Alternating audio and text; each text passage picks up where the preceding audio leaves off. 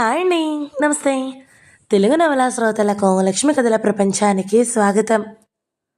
కళ్ళు తెరిచిన సీత అనే యథార్థ గాథను వింటున్నాం కదండి. ఈరోజు ఈ వీడియోలో మనం ఎపిసోడ్ 19 వినేద్దామండి. ఆటో వెళ్ళిపోగానే అందరం లోపలికి వచ్చి తలో పనిలో పడ్డాం. ఇల్లంతా పొద్దున్న సువర్ణ ఉడ్చింది కానీ రాత్రయ్యేటప్పటికీ అందరి తిరుగుళ్లతో, పిల్లలు చింపిపోసిన కాగితాలతో హాల్ అంతా రోడ్డులాగా తయారయ్యింది. పాపాయి కాగితం ముక్కలన్నీ బుట్టలోకి ఎత్తుతుంటే ఆడుకున్నాక అన్నీ సర్దడం తెలీదా అని వాళ్ళ నాన్న దాన్ని కేకలేసి అక్కడక్కడ నిలబడి ఉన్న టీ గ్లాసులన్నీ పోగేసి బయట వాకిట్లో సింక్ దగ్గర తోమడానికి తీసుకుని పోయాడు. నేను బట్టల మడత పెట్టి పని దగ్గర కూర్చున్నాను. వాకిట్లో ఆరిన బట్టలన్నీ తెచ్చి హాల్లో మంచం మీద పడేయడం వరకే సువర్ణ పని. అది కొండంత కుప్ప ఉన్నాయి. హాలు ఊడవడానికి గాంధీ పెద్ద చీపురు తెచ్చుకుంటూ, స్పాట్కాస్ నువ్వు కూడా నీ చీపురు తెచ్చుకో అని వాడికి జ్ఞాపకం చేశాడు. వాడికి ఒక చిట్టి చీపురుంది. అది వెనక వరండాలో విడిగా ఒక మూల ఉంటుంది. వాడు అక్కడికే వెళ్ళి దాన్ని తెచ్చుకుంటాడు, మళ్ళీ అక్కడే దాచుకుంటాడు. గాంధీ చెప్పగానే వాడు అటు పరిగెత్తి తన చీపురుతో వచ్చి గాంధీ ఊడ్చిన దుమ్ము కాగితాల తుక్కు అంతా గాంధీ వైపు ఎగరగొట్టేయడం మొదలుపెట్టాడు. అయ్యయ్యో, ఇలా కాదు, ఎక్కడొద్దు, నువ్వు బెంచి మీద ఊడ్చుకో అంటూ గాంధీ వాడిని లాక్కుపోయి బెంచికి అప్పచెప్పేస్తే వాడు ఆ బెంచిని మళ్ళీ మళ్ళీ ఊడ్చి పువ్వులాగా చేసేసాడు. అప్పటికి వాడి చీపురంతా చిందరవందరైపోయి పుల్లలన్నీ ఎగిరి ఎడాపెడా హాలంతా పడ్డాయి. గాంధీ ఆ పుల్లలన్నీ పోగేసి చీపురు మళ్ళీ కట్టి దాచుకో అని వాడికి ఇచ్చేస్తే వాడు దాన్ని తీసుకుపోయి వరండాలో ఆ మూలే గోడకి ఆనించి దాచేసుకున్నాడు. ఆ చీపుర్ని వాడి అక్క ముట్టుకున్నా ఒప్పుకోడు. అక్క ఆ చీపుర్ని మాత్రం తను లాక్కుంటూ తిరుగుతూ ఉంటాడు. మగపిల్లలు చీపుర్లు పట్టుకోవడం సువర్ణకి ఎంత చిన్న చూపో. మా పిల్లాడిని చీపురు ముట్టుకోనివ్వను అంటుంది. 10 ఏళ్ల నుంచి కొంపలో తిరుగుతున్న మనిషి. కొందరు మనుషుల రూపాల్లో ఉంటారు కానీ నిజానికి వాళ్ళు మనుషులు కారు, పాషాణాలే. చలించని గడ్డ కట్టేసిన పాషాణాలు. సువర్ణకి చక్కగా చదువు చెప్పి చిన్న చిన్న పుస్తకాలు చదివేలాగా చేయాలని మొదట్లో 4 ఏళ్ల పాటు సాగిన నా ప్రయత్నాలన్నీ కట్టిపెట్టి 6 ఏళ్ళయ్యింది.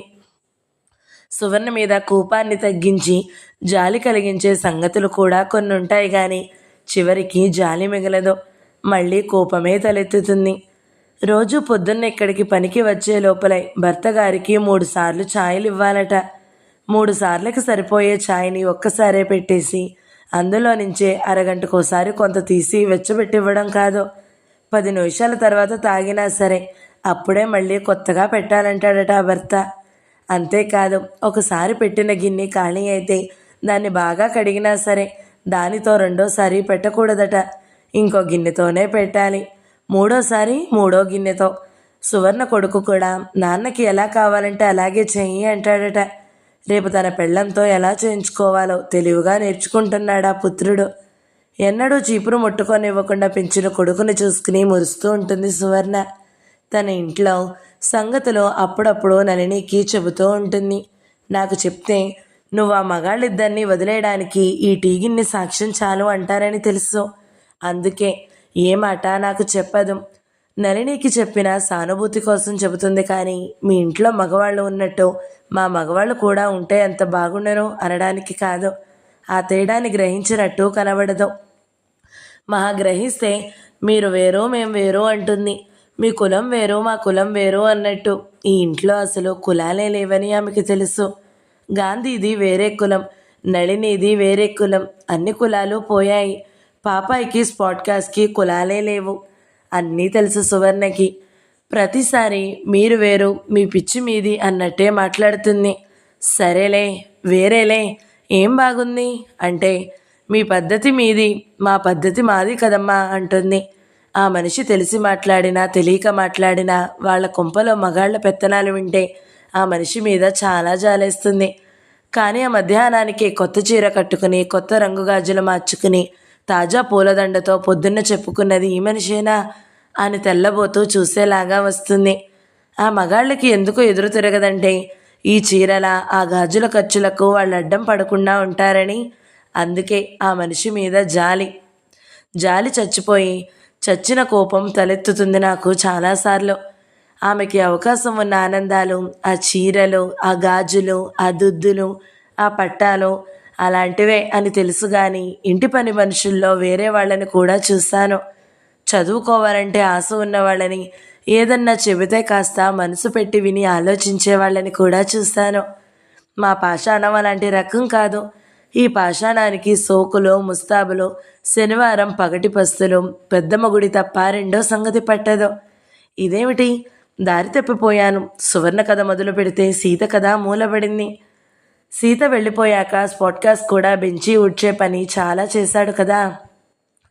బెంచి ఊడ్చి కష్టపడిపోయిన కొడుక్కి అన్నం తినిపించడానికి స్పాట్కాస్ట్ అమ్మ అన్నం కలిపి తెస్తూ, తమ్మి అన్నం తెస్తున్నాను చేతులు కడుక్కో అంది.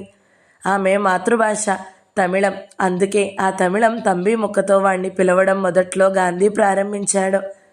పాపాయి తమ్ముడి చేతులు కడిగి తీసుకుని వచ్చి వాణ్ణి వాళ్ళమ్మకి అప్పచెప్పింది. ఆ రాత్రి తిండికి ఆలస్యం అయిపోయి వాడు గోల పెట్టకుండా 10 నిమిషాల్లో తినేశాడు. ఆఖరి బొద్ద మిగలకుండానే నిద్రలోకి పడ్డాడు. ఆ రాత్రి అందరం అన్నం దగ్గర కూర్చునేటప్పటికీ 11 దాటిపోయింది. అన్నాల దగ్గర సీత గురించే కబుర్లు నడిచాయి. చాకుతో బెదిరించాడట. అప్పుడు సీత ఏమందో చెబుతుంటే చెప్పనివ్వలేదు నువ్వు అన్నాను నేను గాంధీతో. ఏమంటుంది? ఆ మాత్రం ఊహించలేమా? ఏడిసినట్టే ఉంది నీ చాకు సరసం అని ఉంటుంది. రేపు చెబుతుందిగా అన్నాడు గాంధీ. రేపొస్తుందా మళ్ళీ అంది పాపాయి. కాదు, 2 రోజుల దాకా నిద్రపోయి అప్పుడు రమ్మన్నాను అన్నాను. పాపం చికాగోలో పనంతా కస్తూరే చేసుకుంటుందేమో అన్నాడు శరత్. చేసుకోకపోతే ఎవరు చేస్తారు? చచ్చినట్టు చేసుకుంటూ ఉంటుంది అంది నళిని. అది మంచిదేలే, సన్నబడుతుంది. పనిని మించిన వ్యాయామం ఉండదు. పేద జనంలో ఒక్కరైనా లావు వాళ్ళు కనబడతారా అన్నాను. అమెరికాలో పేదవాళ్లే లావుగా ఉంటారట. ఒకసారి రవి అన్నాడు. అక్కడ పళ్ళు తాజా కూరగాయలు చాలా ఖరీదట. అవి కొనుక్కోలేని వాళ్ళు పిచ్చతిళ్ళే తిని లావు అవుతారట అన్నాడు గాంధీ. ఆ కబుర్లు సరే గాని నాగరాజు నిజంగా వస్తాడంటారా అన్నాడు శరత్. రాకేం చేస్తాడో? నాగలక్ష్మమ్మైనా వస్తుంది శోకాలు పెడుతూ. రవి ఫోన్లో వాయిస్ బాక్స్లో శోకాలు పెట్టింది కదా అంది నళిని. వస్తే సీత మళ్ళీ వెళ్తుందా అన్నాను నేను. వెళ్ళదు, ఆ అమ్మాయి చాలా కోపంగా ఉంది అన్నాడు గాంధీ. కోపంగానే ఉంది కానీ ఏమో నాగరాజు తన పొరపాటు ఒప్పుకుంటాడేమో కదండి అంది నళిని. పాపాయి అమ్మో వెళ్ళొద్దు అని అరిచింది. ఎందుకు వెళ్ళొద్దు అన్నామందరం ఆశ్చర్యపడుతూ. చాకుతో ఏదో అన్నాడు కదా, పొడుస్తాడు అంది భయపడుతూ. నీకన్నీ తెలుసు, చంకల బయట పెట్టడం తప్ప అన్నాను నేను. అది దాని చంకల గౌన వైపు చూసుకుని నోరు మూసుకుంది. పగలు తిరిగిన బట్టలు సాయంత్రం స్నానం తర్వాత మార్చుంటుంది. ఏంటి అతను పొరపాట్లు ఒప్పుకుంటాడా? అసలు అతని చేష్టలు పొరపాట్ల కిందకొస్తాయా? వాడి సరసం సొగసు చిన్నపిల్లకి కూడా తెలిసిపోయింది. సీత ఇంకా చాలా చెబుతానందిగా, చూద్దాం ఏం చెబుతుందో అన్నాను నేను. సీత చికాగో ఇంట్లో నుంచి వచ్చేసిన సాయంత్రం అక్కడ ఎంత ఆశ్చర్యపోయి ఉంటారో. సీతకి అక్కడ ఎవ్వరూ తెలియరు. ఎలా వెళ్ళింది అని మూర్ఛలుపోయి ఉంటారు అన్నాడు శరత్. తమ్ముడు అక్కకి ఫోను, అక్క తమ్ముడికి ఫోను, వాళ్ళిద్దరూ నాగమ్మకి ఫోను. భలే గుంపు జంపీలు పడుంటారులే అన్నాడు గాంధీ. శ్రీహరిరావు గారు వెళ్ళి సీతని కారులో ఎక్కించుకుని నాగరాజు ముందే తీసుకురాగలిగేవారు. కానీ అలా జరిగితే ఈ సరదా పోయేది. టామ్ సార్లో బానిసను విడిపించడానికి గుడిసెలో ఉన్నవాడిని తలుపులో నుంచి బయటకు తీసుకుని రాకుండా నేలలో కందకం తవ్వి అందులో నుంచి తీసుకురావాలనుకుంటాడు టామ్. అలా ఉందిది అన్నాను నేను. చాలాసేపు నవ్వులతో ఆ కబుర్లే చెప్పుకున్నాం. గాంధీ కంప్యూటర్ ముందు కూర్చుని సీత విడాకుల పత్రాన్ని ఆ నలుగురికి, అంటే శ్రీహరిరావు గారికి, మిగతా 3 పంపించేశాడు. సీత ఇక్కడికి చేరాక ఏం జరిగిందో వాళ్ళకి తెలియాలని. సీతకి నాగరాజు ఇచ్చిన మెయిల్స్ కూడా ఉన్నాయి కదా అని గుర్తు చేస్తే, అవునవును అని అవి కూడా పంపించేశాడు. నేను శ్యామలతో పొద్దున్న సీత చెప్పిందంతా చెబుతాలే రాత్రికి అన్నాను కదా. అప్పుడు ఇక్కడ రాత్రి కానీ అక్కడ పట్టపగలే అవుతుంది. శ్యామల ఆఫీసులోనే ఉంటుంది. ఫోన్ చేశాను, వెంటనే పలికింది. కానీ ఇప్పుడే మీటింగ్కి వెళ్తున్నాను పెద్దమ్మ, అరగంట తర్వాత కొంచెం ఖాళీ ఉంటుంది, అప్పటికి నువ్వు నిద్రపోతావు కదా అంది. అప్పుడే ఏం నిద్ర? అయినా చెయ్యి, వీలైతే మాట్లాడతాను, లేకపోతే రేపే. సీత వెళ్ళిపోయింది వాళ్ళ ఇంటికి. మెయిల్ చూశాను. నాగరాజుకి బాగా రాసింది. టైం లేదు పెద్దమ్మా అంటూ పెట్టేసింది. నాకు బాగా అలసిపోయినట్టు అనిపించింది. ఆ రోజు పత్రికలు పొద్దున్నే పైపైనే చూసి వదిలేశాను. గాంధీ, పత్రికలు చదువుకుందాం వస్తావా అని పిలిస్తే కాసేపటికి కంప్యూటర్ మూసేసి లేచి వచ్చాడు. పత్రికలు ఎక్కడున్నాయో వెతుక్కోవాలి. ఈ కొంపలో అన్ని పద్ధతులు ఉంటాయి కానీ పత్రికల్ని ఒక పద్ధతిలో పెట్టడం సాధ్యం కావడం లేదు. పిల్లల వల్లే కాదు, పిల్లల తల్లిదండ్రుల వల్ల కూడా. రోజు పత్రికల కోసం ఇల్లంతా వెతుక్కోవాలి. స్పాట్ కాస్ ఎదిగాక ఇంకా ఏం ఎదిగాడు అసలు? ఒక పత్రిక కూడా సమయానికి దొరకడం లేదు. ఒక్క పుస్తకానికి కూడా అట్టలుండవు. ఒక గదిలో ఫోన్ కూడా పనిచేయదు. ఒక గిన్నె కూడా చొట్టలు లేకుండా ఉండదు. ఒక్కోసారి వాడి అల్లరి భరించలేక వాడి అమ్మ పిల్లల్ని ఎత్తుకుపోయే వాళ్ళు ఉంటారంటారు. వాళ్ళు ఎప్పుడూ ఈ వీధిలోకి రారేమంటుంది. తెలుగు తక్కువ వాళ్ళు ఎవరన్నా వీడిని తీసుకుపోతే ఒక్క అరగంటలో జాగ్రత్తగా తెచ్చి మళ్ళీ గుమ్మంలో వదిలేస్తారు. అప్పటికి వాళ్ళ చేతులు రెండు కొరికి పెట్టేసి ఉంటాడు అంటాం ఎవరో ఒకరం. పిల్లలు ఉన్న ఇల్లు కలకల్లాడుతుంది అంటారు కానీ వాళ్ళు ఎలాంటి పిల్లలో కానీ ఇలాంటి పిల్లలు ఉన్న ఇల్లు కలకల్లాడదు, విలవిల్లాడుతుంది. గాంధీ ఎలాగో వెతికి పేపర్ల ముక్కలన్నీ పట్టుకొచ్చాడు. వాటిని మంచం మీద పరిచి పేజీ నెంబర్ల ప్రకారం సర్ది కొన్ని వార్తలు చదివాను. అన్నీ జగన్ వార్తలే. ఈ జగన్ వార్తలన్నీ తెలిసినవే. అతన్ని ముఖ్యమంత్రిని చేసేస్తే ఇక పత్రికల్లో కొత్త వార్తలే ఉండవు. చాలా పత్రికల్ని మూసేయొచ్చు. ఆ వార్తలు ఎందుకు కానీ ఎడిటోరియంలో చదువు అన్నాను. గాంధీ ఆ ముక్కలన్నీ వెతికి ఎడిటోరియల్ ముక్క లేదు అన్నాడు. అయ్యయ్యో, పొద్దున చూశాను, చాలా మంచి హెడ్డింగ్తో ఉంది. తెలంగాణ మీద ఉంది. అప్పుడే చదివేస్తే పోయేది. కొంచెం చదివాను. చూడరాదు గాంధీ హాల్లో కాగితం ముక్కలన్నీ ఇందాకే ఊడ్చేసి తుక్కుబుట్టలో పోసేసాను కదా. అయితే ఆ తుక్కుబుట్టలో వెతకరాదు గాంధీ. చాలా మంచి వ్యాసం గాంధీ అది. పర్వాలేదు, నెట్లో దొరుకుతుంది. ఎడిటోరియల్ అయితే వదిలేయకూడదు. రేపొద్దున్న తీస్తా. నాకు నిద్ర ముంచుకొచ్చేస్తుంది. పక్క మీద కాగితాలు పరుచుకొని పడుకుంటే చలి ఉండదట. ఒక ఆయన చెప్పాడు నిన్న అంటూ గాంధీ ఆ పేపర్ ముక్కలన్నీ తన పక్క మీదే పరుచుకుని పక్కెక్కేసి దుప్పటి కప్పేసుకుని 2 నిమిషాల్లో నిద్రలోకి జారిపోయాడు. ఎప్పుడూ అంతే, నిద్ర ముంచుకొచ్చేకే పడుకుంటాడు. పడుకోగానే నిద్రపోతాడు. నాకైతే పడుకున్నాక గంటకు కానీ నిద్ర రాదు. నిద్రపోవాలంటే 1 గంట ముందే పడుకోవాలి. చదవడానికి నాకు ఆ పేపర్ ముక్కలు కూడా అందకుండా పోయాయి. ఆ రోజు పోస్టులో వచ్చిన 2 కవితల పుస్తకాలు తీశాను. నాకు వచ్చిన కవితలంటే మహా విసుగు. వాటిలో వచనమే కానీ కవిత్వం ఉండదు. అయినా తిరగేస్తాను. అందరూ శ్రీశ్రీలాగానో తిలక్ లాగానో రాయలేరు కదా. కొత్త కవుల పట్ల సహనం ఉండాలి కదా అనుకుంటాను ఎప్పుడు. కానీ సహనం ఎప్పుడూ నిలబడదు. అసలు ఆ కవిత్వాల్ని ప్రింట్లు చేయడం అయినా పెద్ద అక్షరాలతో చేయరు. చదవడానికి హాయిగానూ ఉండదు. పేజీలో అంతా ఖాళీగా వదిలేసి ఎక్కడో ఓ మూల ఉన్న అక్షరాలలో ఇరికించేసి పెడతారు. దాన్ని అందం అంటారు. అలాంటి కిక్కిరిసిన ప్రింట్లో నాకు అస్సలే చిరాకు. డైలీ పేపర్లు అయితే గాంధీ చదువుతాడు, లేదా ఎవరో ఒకరు. కవిత్వాలు కూడా రాజు చదివి పెట్టండర్రా అంటే ఎవరు చదువుతారు? అయినా వాటి మీద ఎవరు అంత టైం పెట్టక్కర్లేదు. ఒకసారి ఎప్పుడో 20 ఏళ్ళు దాటి ఉంటుంది, ఒక చిట్టి కవిత్వం చదివాను. ఇప్పటికీ ఎంత గుర్తో, రాసిన వ్యక్తి పేరు గుర్తులేదు కానీ కవిత్వం గుర్తుంది. మాకు పని మనిషి కావాలి, రుసరుసలాడనిది. అంతకన్నా ముఖ్యం మిసమిసలాడనిది.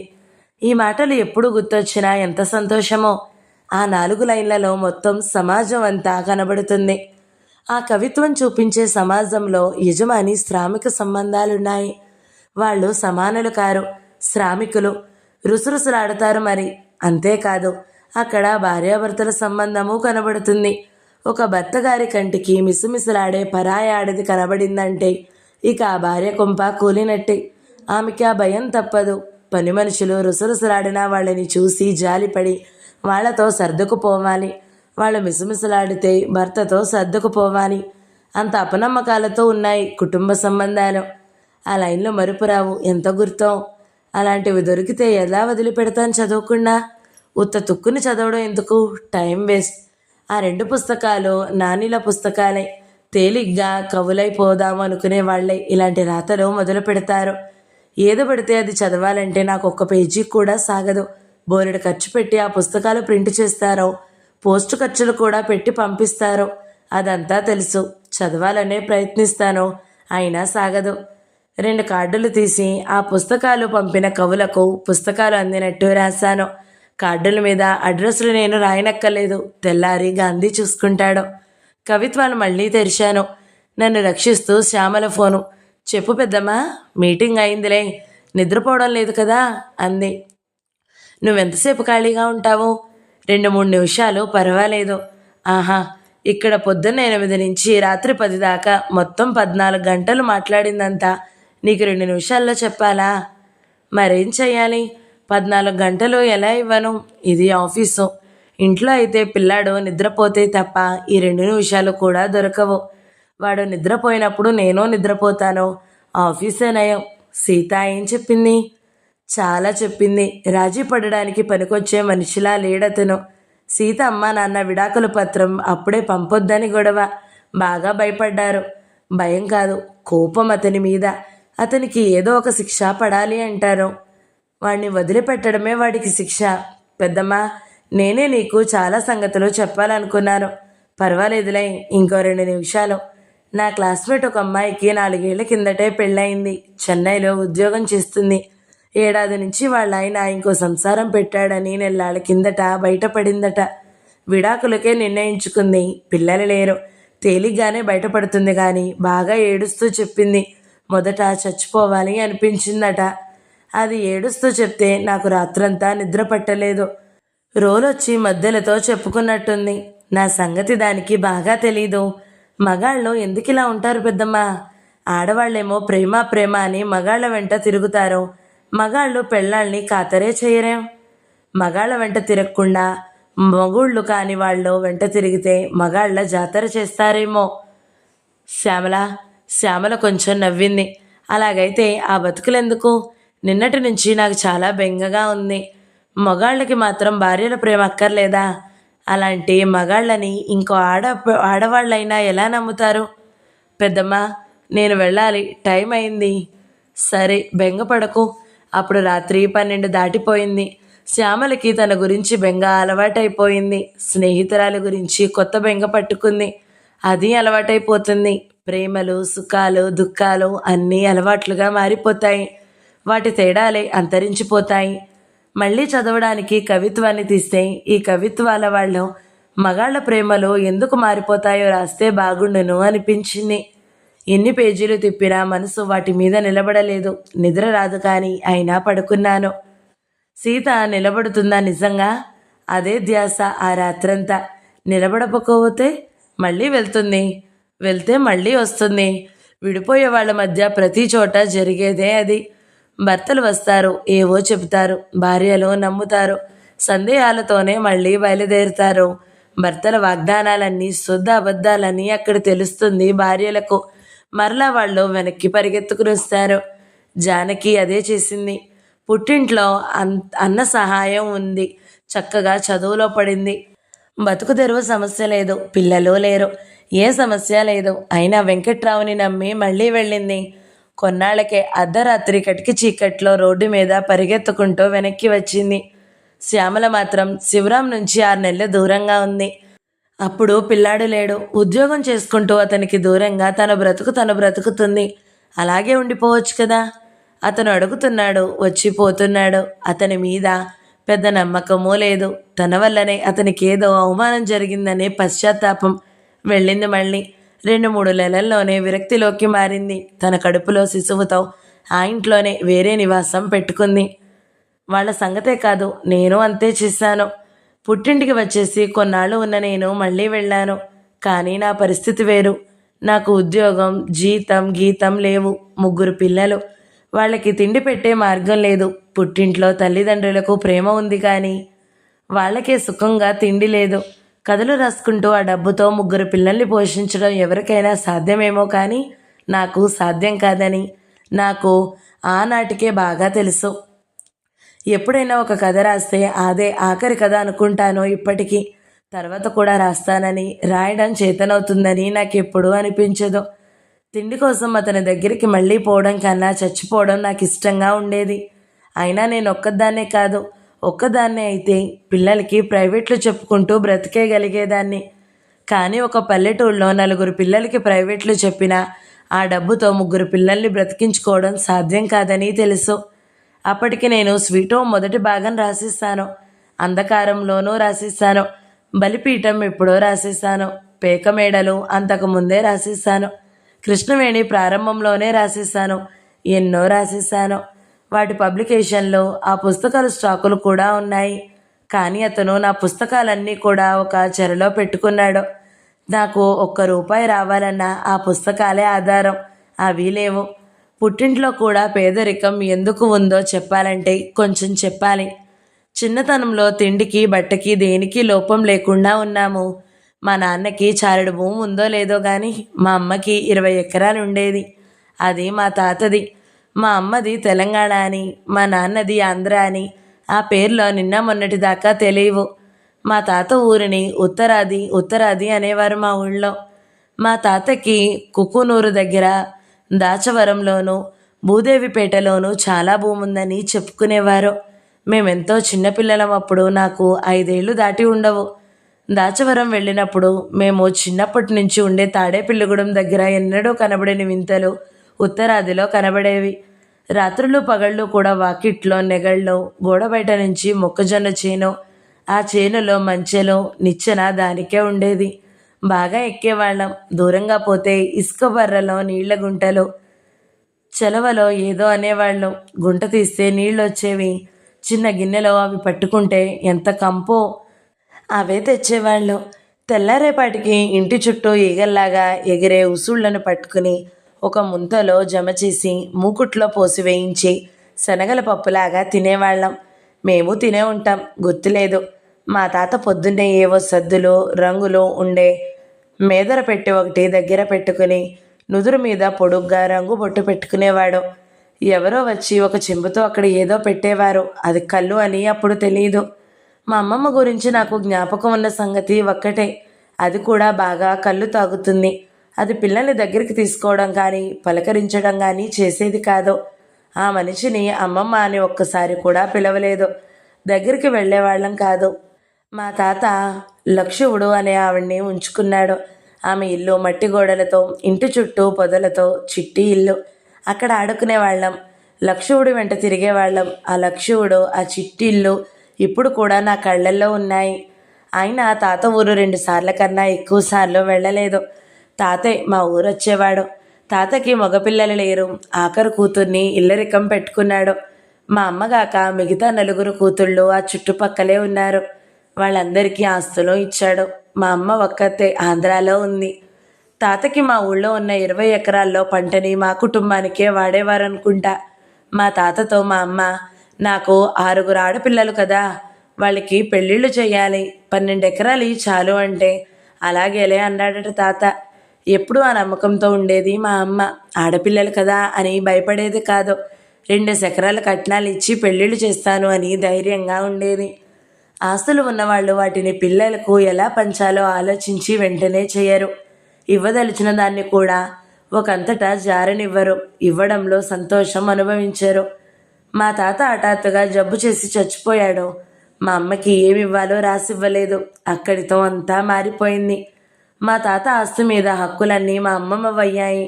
మా అమ్మమ్మ దగ్గర చిన్న కూతురే ఇల్లరిక ఉంది కదా, దాన్ని మేము కళ్యాణం పిన్ని అనేవాళ్ళం. ఆ కళ్యాణం పిన్ని ఏం చేసిందంటే తన కొడుకుని ఒకడిని తన తల్లికి దత్తత చేసింది. ఆ మనవడు మా అమ్మమ్మకి కొడుకయ్యాడు. ఆ తర్వాత మా అమ్మమ్మ మా ఊళ్ళో ఉన్న 20 ఎకరాల భూమిని తన దత్తత కొడుకు పేరు మీద రాసేసింది. బాగా తాగేసి దానికి మత్తు బాగా ఎక్కి దాచవరం నుంచి తాడేపిల్లిగూడెం రిజిస్టర్ ఆఫీస్కి వచ్చి ఆ భూమి రిజిస్టర్ కాగితాల మీద వేలిముద్రలు వేసేసింది. మళ్ళీ తాగేసి నిద్రపోయి ఉంటుంది. ఆ 20 ఎకరాల భూమిని వాళ్ళు ఆక్రమించేస్తారు.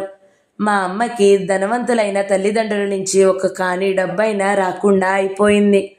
అప్పటి నుంచి మా ఇంట్లో విచారాలు తప్ప వెనుకటి రోజులు లేవు. మా నాన్నకి ఉన్న చిన్న పొలం ఏదో అమ్మేసి కోర్టుకి వెళ్లారు.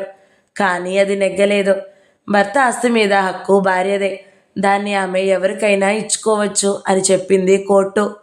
కోర్టు ఖర్చుల కోసం మా నాన్నది చారెడు నేల కూడా పోయింది. ఆస్తి పోతే పోయింది కానీ ఆస్తి ముందు అక్క చెల్లెలి సంబంధాలు కళ్ళు ముందు తల్లి పిల్లల సంబంధాలు శుద్ధ అబద్ధాలని సాధారణంగా రుజువైపోయాయి. పుట్టిల్లు అంతా బికారి ఇల్లైపోయిన దశలో నేను నా 3 పిల్లల్ని తీసుకుని అక్కడే బ్రతుకుదామని వచ్చాను. కానీ ఒక పల్లెటూళ్ళలో నేను చేయడానికి ఏం బతుకు తెరువుంటుంది? అన్నిటికీ మించి నాకు తీవ్రమైన కంటి జబ్బు. సీతలాగా శ్యామలలాగా ఎక్కడెక్కడో తిరిగి ఉద్యోగం చేసుకునే పరిస్థితి నాకు లేదు. నన్ను మళ్ళీ అతనికి లొంగదీసిన ప్రధాన కారణం అదే. కానీ ఆ చివరి దాస్యం కూడా పనిచేయలేదు. తప్పులన్నీ అజ్ఞానంతోనే చేస్తాం, అవమానాలన్నీ అజ్ఞానంతోనే పడతాం. ఆ దశ అలాంటిది. అందుకే మళ్ళీ వెళ్ళాను. ఆ తర్వాత కొన్ని నెలలకే బయటపడిపోతే అప్పటికి తిండికి గొప్ప మార్గం బయట దొరికిపోయిందని కాదు. తిండి లేకుండానే బ్రతికినన్నాళ్లే బ్రతుకుదాం, బ్రతకలేనప్పుడు పోదాం అనుకున్న మార్గం దొరికింది. పోనీలే, అసలు తిండే వద్దులే అని తెగించాను కాబట్టే ఆ దశం నుంచి బయటపడ్డాను ఒంటరిగా. పిల్లల్ని తన చెరలో పెట్టుకున్నాడు. అతనికి తోచిన మార్గం అది. పిల్లలకి చిల్లర డబ్బులు మప్పి పిచ్చి సినిమాలన్నిటికీ తిప్పి చాలా నాశనం చేశాడు. పిల్లలకి కూడా అతనంటే మనసులో ఇష్టం లేదు. అమ్మ తీసుకుపోయేదాకా అక్కడే ఉండాలి కాబట్టి అక్కడే సినిమాలకి తిరుగుతూ ఆనందిస్తూ ఉన్నారు. ఆ కాలంలో నాకు హైదరాబాదులో భద్రం గారు, ఇప్పుడు వృద్ధాశ్రమం పెట్టిన ఎంబి భద్రం గారు, వైజాగ్లో కృష్ణాబాయి గారు నన్ను వాళ్ళ దగ్గర పెట్టుకుని నా దగ్గర ఒక పైసా లేకపోయినా తిండి పెట్టడమే కాక నా పుస్తకాలన్నీ నాకు అందే రకంగా కోర్టు పనుల్లో చాలా సహాయం చేశారు. సహాయం కాదు, అదంతా వాళ్లే చేశారు. భద్రం గారైతే తండ్రి చచ్చిపోయినట్టు టెలిగ్రామ్ వస్తే వెంటనే వెళ్లకుండా నా కోర్టు పని కొంత చేశాకే వెళ్ళారు. చివరికి నా పుస్తకాలన్నీ చెర నుంచి బయటపడింది చెరసాని ప్రసాద్ గారి వల్ల. ఆ తర్వాత వాటిని అరుణ పబ్లికేషన్ హౌస్ వారు విజయవాడ తీసుకుపోయారు. ఆ అరుణ వారు పుస్తకాలు ఇవ్వకముందే నాకు సహాయంగా డబ్బిస్తూ వచ్చారు. భద్రం గారు మొదట పాఠకుడిగా నాతో పరిచయం చేసుకున్న వ్యక్తే. అలాంటి పాఠకుల్ని చూసినప్పుడు నేను బాగానే రాశాను కాబోలు అనిపించేది నాకు. నేను రాతల్లో ఎలా ఉండేదాన్నో కానీ జీవితంలో దుఃఖంతో విరక్తితో ఉండేదాన్ని. సీతకో శ్యామలకో ఉన్న అవకాశాలేవీ లేవు నాకు. కృష్ణాబాయి గారు నాకు కేవలం దయతో సహాయం చేసిన వ్యక్తి. ఆ 2 కుటుంబాల వల్లే నేను 2 ఏళ్ళు నిలబడ్డాను. అప్పటికి పిల్లలు నా దగ్గర లేరు. ఆ తర్వాత సంవత్సరాల్లో నాకు గాంధీ దొరికాడు. గాంధీ కూడా నా పాఠకుడిగా ఉత్తరాలు రాస్తూ పరిచయమైన వ్యక్తే. అతను అప్పటికే చాలామంది రచయితల్ని చదువుతున్నాడు. అతనికి చలం రచనల మీద చాలా ఆసక్తి. నాకు అదే ప్రధానమైన ఆసక్తి. చదవడం, అనేక మందిని చదువుతాం, అందులో కొందరిని చాలా ఇష్టపడతాం, మళ్ళీ అందులో ఒకరిద్దరి వల్ల గాఢంగా ప్రభావితం అవుతాము. చలం రచనల ద్వారా అదే జరిగింది నాకు, గాంధీకి కూడా. పాఠకుడిగా గాంధీ నాకు మొదట ఉత్తరాలు ప్రారంభించినప్పటి నుంచి మీ కథలు నాకు ఇష్టమే, కానీ మీరు చలాన్ని చదువుతున్నారా అని రాసేవాడు. నేను చలం మీద కొన్ని విమర్శలతో ఉంటే అతను సమర్థనలతో ఉండేవాడు. నేను చలాన్ని ఎన్నో రకాలుగా మెచ్చుకుంటానే, చాలా సందేహాలతో కూడా ఉండేదాన్ని. నేను చలం పుస్తకాన్ని మొదలు పెట్టకముందు ఎలా ఉంటానో దాన్ని పూర్తి చేసేప్పటికీ అలాగే ఉండను, మారిపోయి ఉంటాను. అంతకుముందు తెలియనిదేదో తెలుస్తుంది అని రాస్తే అతను నేను ఆ పుస్తకం పూర్తి చేసేదాకా ఆగను, మధ్యలోనే మారిపోతాను అని రాసేవాడు. కానీ ఆ పుస్తకాల్లో గొప్ప భావాలు, చెత్త భావాలు రెండూ కలిసిపోయి ఉండడం అయోమయంగా ఉండేది నాకు, అతనికి కూడా. మార్క్సిస్ట్ అవగాహనతో అయితే చలాన్ని బూర్జువా ఉదారత్వం అనో ఏదో అనొచ్చు.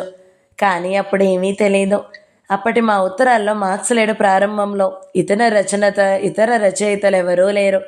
చలాన్ని ఎలా అర్థం చేసుకోవాలి అనేదే పెద్ద గొడవగా ఉండేది. చలాన్ని విమర్శించడానికి బోలెడు విషయాలు కనబడేవి నాకు.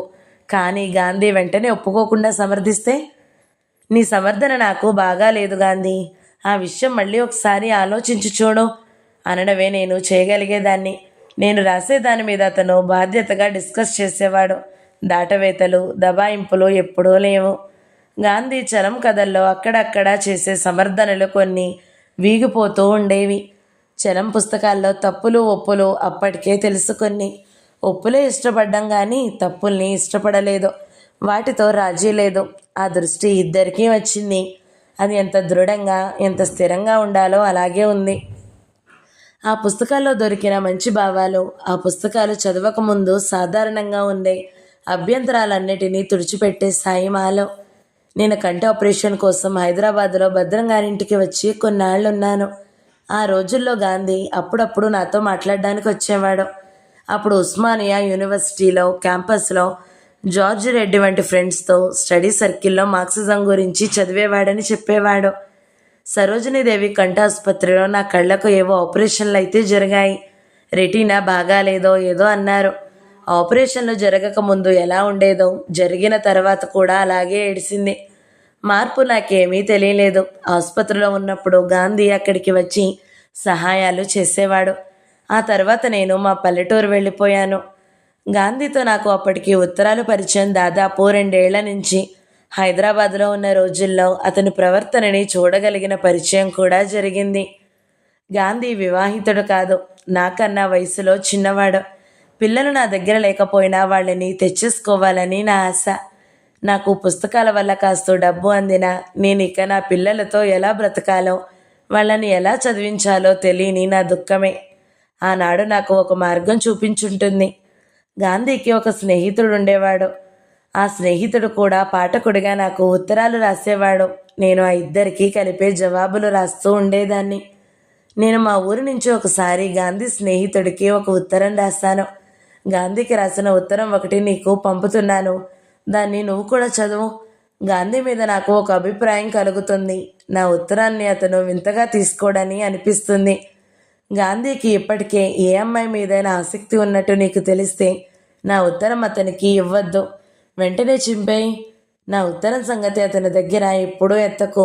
గాంధీకి అలాంటి విషయం ఏమీ లేదని నీకు స్పష్టంగా తెలిస్తే నా ఉత్తరం అతనికి ఇవ్వాలి.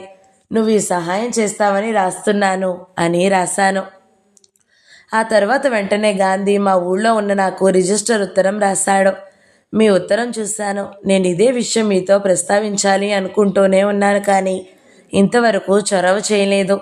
మీతో కలిసి జీవించడాన్ని నా అదృష్టంగా భావిస్తాను. మీకు నా మీద కలిగిన విశ్వాసాన్ని నా జీవితాంతం నిలబెట్టుకుంటాను. ఈ క్షణం నుంచి మీరు నా పిల్లలు అనకండి, వాళ్ళు మన పిల్లలు అవుతారు. ఆ పిల్లలు అక్కడి నుంచి వచ్చాకే మనందరం కలిసి ఉండాలి.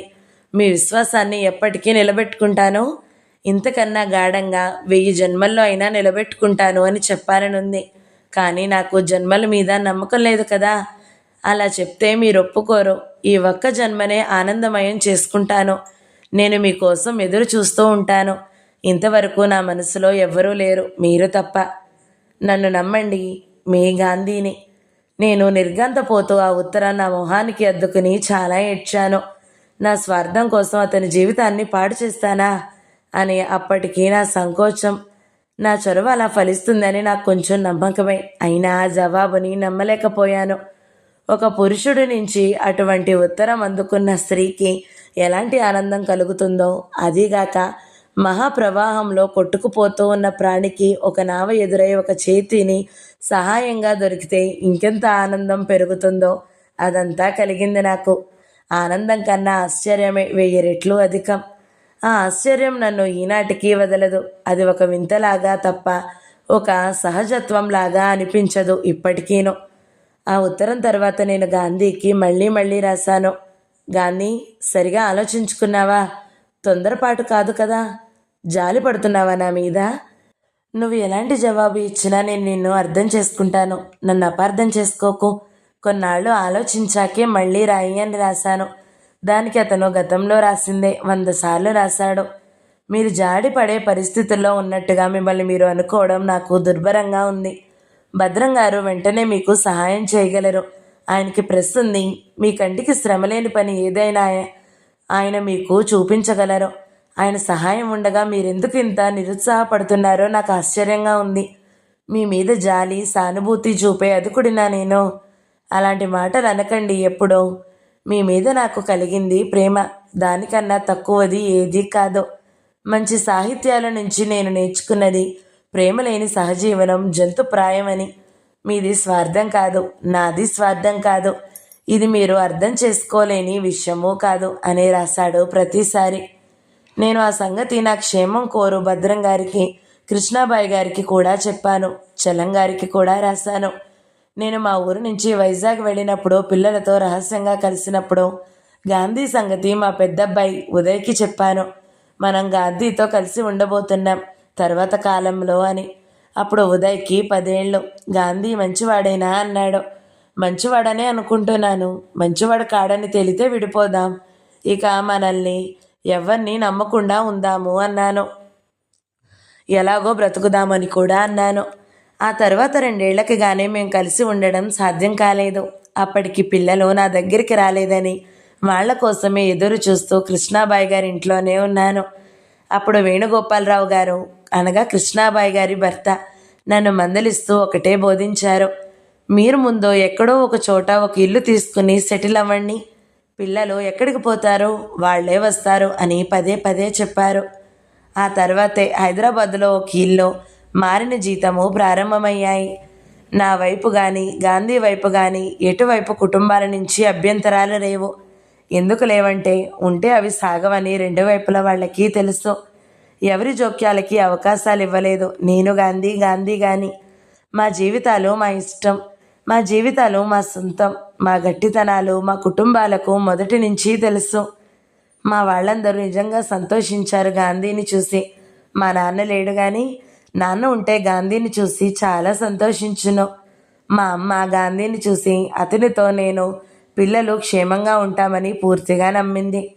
అప్పటిదాకా విశాఖపట్నంలో అతని చెరలో ఉన్న నా పిల్లల్ని అతను పెట్టిన కుళ్ళు షరతులన్నిటికీ ఒప్పేసుకుని నా దగ్గరికి తెచ్చేసుకున్నాను. ఆ కుళ్ళు షరతులు ఏంటంటే పిల్లల్ని నా దగ్గరికి ఎప్పుడూ పంపొద్దు. ఎప్పుడైనా పంపితే రైలు ఛార్జీలు 2 వైపులా నువ్వే పెట్టుకోవాలి. పిల్లల పోషణకి నన్నేమీ అడగవద్దు, నువ్వే చూసుకోవాలి. ఇలాంటివే. అతనితో అంత దుర్మార్గంగా ఉండడం నాకెంతో మేలు చేసింది. పిల్లలు శాశ్వతంగా నాకు దక్కారు. నేను నా పిల్లలు గాంధీతో కొత్త జీవితంలో పడ్డాము. అప్పటి నుంచి నా పిల్లలు మా పిల్లలు అయ్యారు. గాంధీకి వేరే పిల్లలు లేరు. ఈ పిల్లలే గాంధీ పిల్లలు కూడా అయ్యారు. మగపిల్లలిద్దరూ మాతో స్థిరపడ్డారు. ఆడపిల్ల విషయంలో అలా జరగలేదు. పాపాయి స్పాట్కాస్ గాంధీకి మనవలయ్యారు. వాళ్ళు గాంధీని ఆటగా పేరుతోనూ పిలుస్తారు, తాతయ్య అని పిలుస్తారు. ఆనాడు గాంధీ స్నేహితుడికి నేను రాసిన ఉత్తరం అతని ద్వారా గాంధీకి అందకపోయినా ఈ సంబంధం ఆగేది కాదు.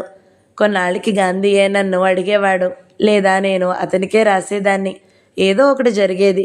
కానీ ఆ స్నేహితుడు తనకి అప్పచెప్పిన పని ఇష్టంగా చేశాడు. గాంధీ నిర్ణయానికి తను సంతోషించాడు కానీ వ్యతిరేకంగా గాంధీకి సలహాలు ఏమీ ఇవ్వలేదు. గాంధీ స్నేహితుడు నాకు చేసిన మేలు ఈనాటికి నేను మర్చిపోలేదు, ఎప్పటికీ మర్చిపోను. మా కొత్త జీవితం ప్రారంభమై చాలా కాలం అయింది. నేను అప్పుడప్పుడు గాంధీని జోక్ చేస్తూ ఉంటాను. గాంధీ, మగవాళ్ళు మోసం చేస్తారని, మాట తప్పుతారని వింటూ ఉంటాం.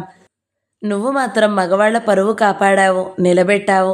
ముఖ్యంగా భారతదేశపు మగవాళ్ల పరువు అంటాను.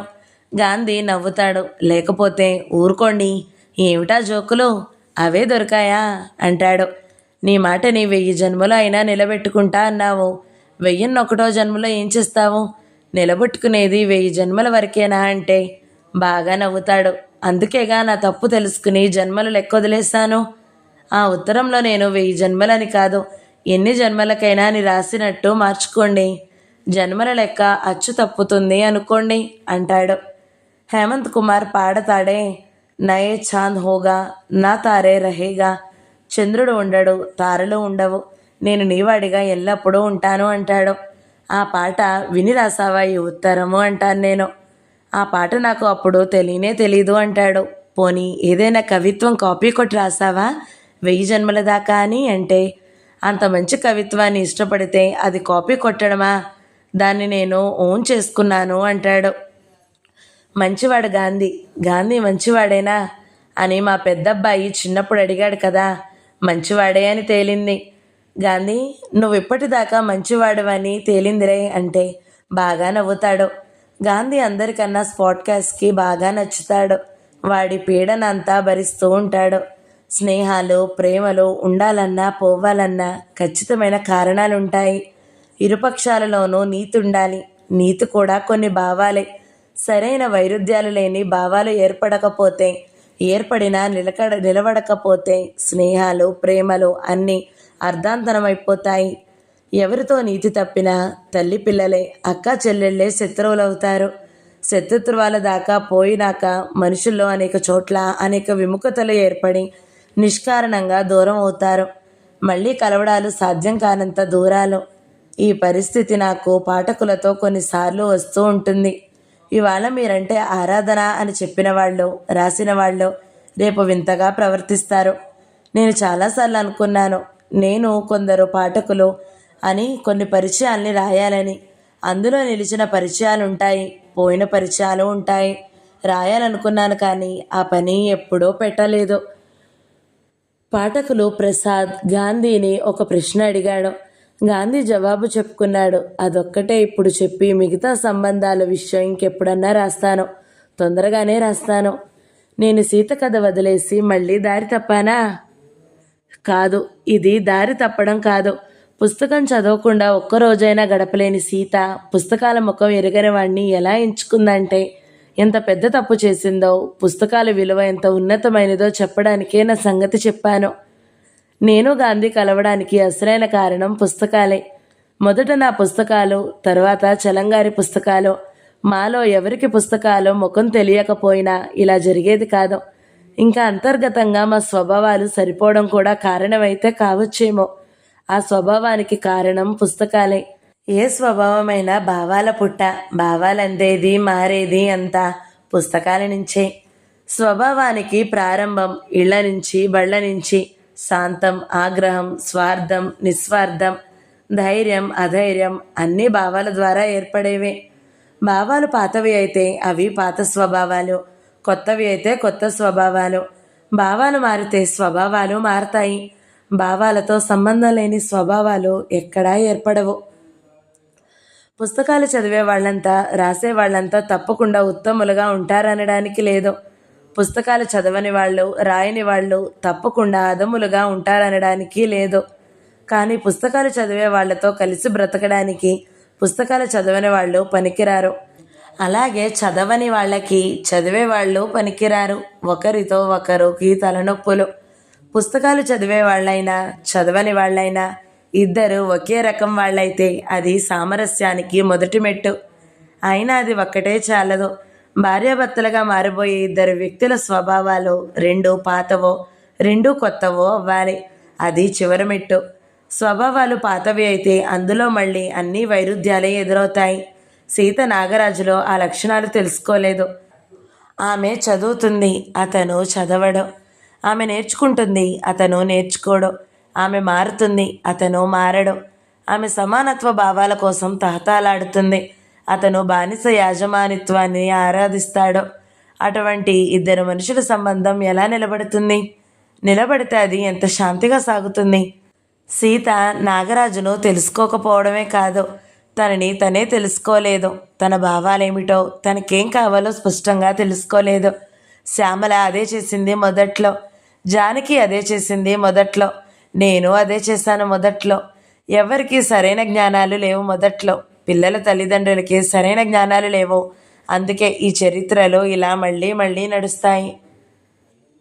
కళ్ళు తెరిచిన సీత 19వ భాగం సమాప్తం. ఈ వీడియో మీకు నచ్చినట్లయితే లైక్ చేయండి, షేర్ చేయండి, మంచి కమెంట్ పెట్టండి. ఎవరైనా మొదటిసారి మన ఛానల్ని చూస్తున్నట్లయితే సబ్స్క్రైబ్ చేసుకోండి. Thank you so much for watching. నమస్తే.